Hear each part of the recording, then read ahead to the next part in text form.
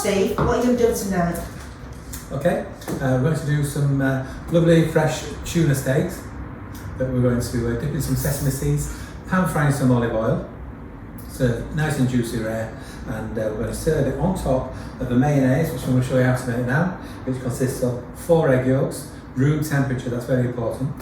We've got some avocado oil, that's healthier, it's nutritious. We've got some chili oil to give it a bit of kick, English mustard, that'll give it a bit of kick, some white wine vinegar, some American mustard as well, and emulsify with some water and the eggs. So here we go. Okay, so I've got my 4 egg yolks, and if you want to save the egg whites and make them around at a later date, there's nothing wrong with that. And they also freeze quite well, so if you want to freeze them down and make some around, that's a good thing to do. Right, so I've got my 4 egg yolks into a mixing bowl. About 2 tablespoons of white wine vinegar. Okay. Put a teaspoon of English mustard in. As I said before, if you want proper mayonnaise, is made of a Dijon mustard, but we don't have any. And this will spice it up anyway with the English mustard, which will go well with the tuna. Okay, so the sheet goes. I'll have to plug it in first. Yeah. That's trouble with electrics. Steve, so how long will you do this for? This will take about 20 minutes. I'm doing it full blast. I'm putting a splash of water in. That helps the oil emulsify.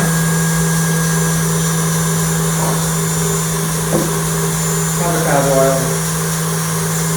A fine dribble. If you have the oil too fast, especially when at the beginning, it will split the mayonnaise. And then you've got no chance that you might as well throw it away, start again. So that's a thin dribble. Very, very slowly. Can you do this with a hand whisk? You can, it's a lot of work, but there's no reason why you can't. Okay, so the mayonnaise has been going about 10 minutes. Slowly added the avocado oil.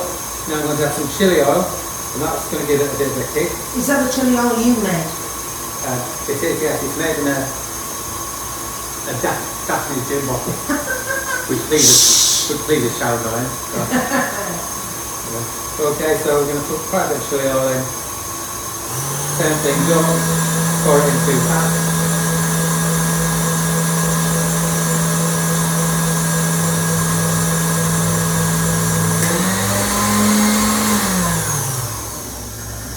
Okay, so that's done. And we've got some lovely thick homemade mayonnaise. So Steve, it looks like you've got your salsa ingredients there. What's in there? Okay, we've got a couple of avocados here chopped up. I've got some finely chopped garlic, some cucumbers, some red onions, some chopped tomatoes. I've got some chopped spinach, some chopped radish, spring onions, some chili and some ginger there, and some lime juice and some coriander we'll chop in later. One word about garlic, you only need, because it's all raw, the garlic's raw, you don't need a great deal of garlic, especially if you're going to eat it next day, because the garlic will overpower it. And I love the garlic, but even I will tone it down a bit with the garlic, which is not often I can say that. I guess if there's something you don't like there, if you've got an allergy to garlic, you can switch and mess it about a little bit. Just leave it out. There's no set rule, there's no set recipe of doing a salsa at all. It's whatever you prefer. And it's so fresh and it's so nutritious. It's got to be good for you as well, that sort of stuff. Okay, right, we're going to mix all the salsa ingredients with the mayonnaise. You need a big bowl, otherwise it goes all over the place. Put everything in all together. Oh. So you don't need to put it in any special way? No, absolutely not. Put it all in together. So it does need a good mix. Does this remind you of anywhere you've been, salsa? Not really, no. It's a Mexican sort of South American thing. We don't really do it in the French restaurants, but we do now and then. But I just love it. It's great to eat, fresh, nutritious. And that's some mayonnaise in there. That's the mayonnaise you just made? It is, yeah. It's very yellow because of the English mustard and the American mustard. Like I said before, if you use Dijon, that's fine. I do think the English mustard gives it a bit of a spice, bit of a kick. Mix it all in. And this, I You guess, can actually smell all the ingredients. Yeah. You can smell that garlic coming through. We're going to squeeze some lime juice, and we're going to chop some coriander into it. And I guess you can keep this in the fridge. Definitely, yeah. Like I said, it's better the night, the day after. Yeah. But as much or as little as lime juice as you want. So the theory about avocados going brown, and what happened in this? Well, no, because we're putting the lime juice into the whole mixture. Yeah. Wow, these are juicy limes.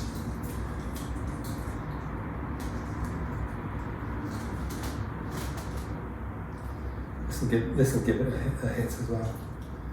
It's nice and fresh, especially when it comes to summertime. It'll be lovely. Yeah, I've heard of people putting tomato ketchup in this as well as a mayonnaise, and I don't see anything wrong with that because it's a sweet and sour type of sauce. Yeah. Yeah, no problem. If you want to put some tomato ketchup in, I can't see a problem with it. I'm going to put some coriander in there. Oops. So, Lots of coriander. portion-wise, because you can't cook for two or salad for two. How many people is this for? You could easily feed 6 on that. Yeah. Coriander as an herb goes best with this. Without doubt. It gives it a musky flavour, sort of almost a dirty flavour. But there again, if you're allergic to coriander, and a lot of people are, a lot of people don't like coriander, use fresh basil, or use both. There's no set rules. Liam Gallagher said it's the devil's work. Well, there you go. Everyone to the right. I wouldn't say I wouldn't argue with him, but on this occasion I may well. Some salt. Black pepper, but saying that we've got chilies in it, so I'm not too bothered about having a lot of black pepper. It's got the chilies in for heat. Any particular salt, Steve, you use? I always use Malden sea salt, that's always the best. But there we go, we've got a nice, healthy, lush, rich salsa that cuts through anything. Plus, the fact that it's zingy will cut through the tuna. Tuna's quite rich, and that'll cut through the tuna amazingly. Fabulous, can't wait. Yeah, me too. I'm starving. Okay, cool. Yeah. Don't you tell me to cook, I'll tell you what to cook, I'm the director. Well, don't tell me how to cook then.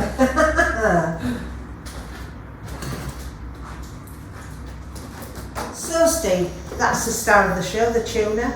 Can you give some tips out for people that don't actually go down to the local fishmongers very often? Yes, choose the bright reddish tuna you can see, and but get into your fishmongers' ribs. Or gills. Or things. Or gills.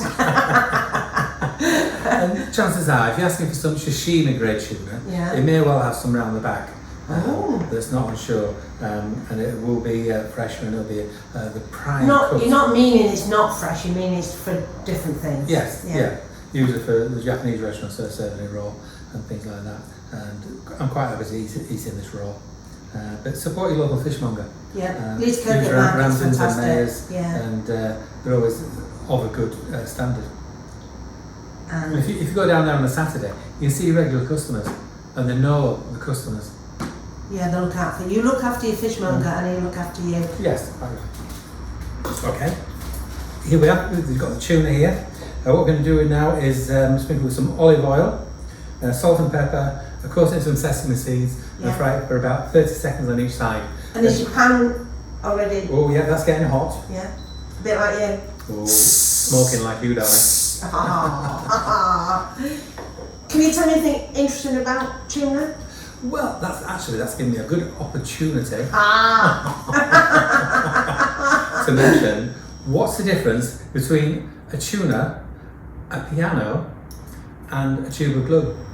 What's the difference between a tuna, a piano, and a tube of glue? Okay, you can tune a piano. You can't tune a fish. No. So where's the glue come in? I knew you'd get stuck on that. Oh. Anyway, here we go. Okay. So right, we've got the tuna now. We're going to sprinkle that with some olive oil. Both sides. I normally wouldn't cook with olive oil, but for this it's going to be in the pan so little time. How long do you do it makes for? sense. About 30 seconds each side. Okay. Salt. And what do you say to anybody that says, "Oh, that's too rare"? I can't say it on camera. It's not recommended then. No. So how do you like your tuna? Rare, practically raw. In fact, I'd be quite happy eating this raw. No problem. All we're doing is searing the outside. Searing the outside means that it'll kill any bacteria that's on the outside. Yeah. If anybody's been handling it or anything like that. But other than that, the tuna inside will be perfectly fine. Okay, so now we've got the tuna. Yum, yum, yum. Put that in the pan. Sizzle, sizzle, hopefully. And don't touch it. Don't start fiddling about with it. Don't move it around. Just leave it for a few seconds. So wash my hands with it. With cold water. Of course, yeah. Then your fingers don't smell.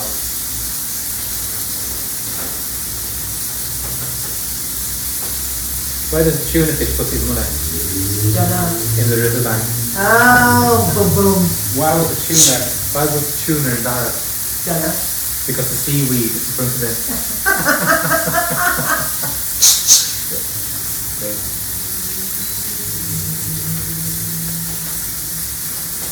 Fiddle, fiddle. Tuna there, things about a minute each side, to be honest. It's quite thick. And you put some lime juice on? Put some lime juice. A bit more. In fact, I'm not going to use olive oil. I'm going to use a little bit of chili oil.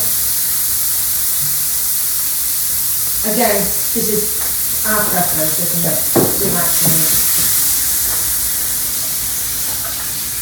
Put the tuna on there. Slice it. Okay, so I've actually used my chef rings to put the salsa in, and that's on a base of the mayonnaise that I made earlier. We've got the tuna fish and sliced into it. That's lovely and raw inside. Yum, tender as hell. So I'm going to put tuna on top of the salsa.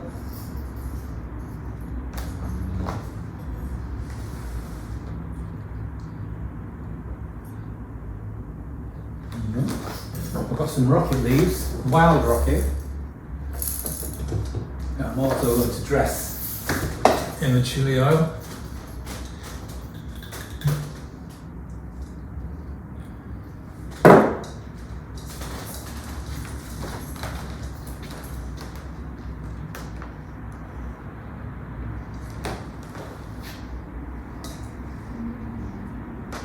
That looks gorgeous. Yeah, you sweet talking woman. Uh-huh. You only want me for my food. True. A few coriander leaves. I've got some mild chili powder here. So I'm going to sprinkle a little bit over there. And there we go. Tuna, fish coated in sesame seeds on a salsa with a spicy mayonnaise. Fantastic. Yum yum. We're going to have champagne with this, so cheers everybody. Cheers.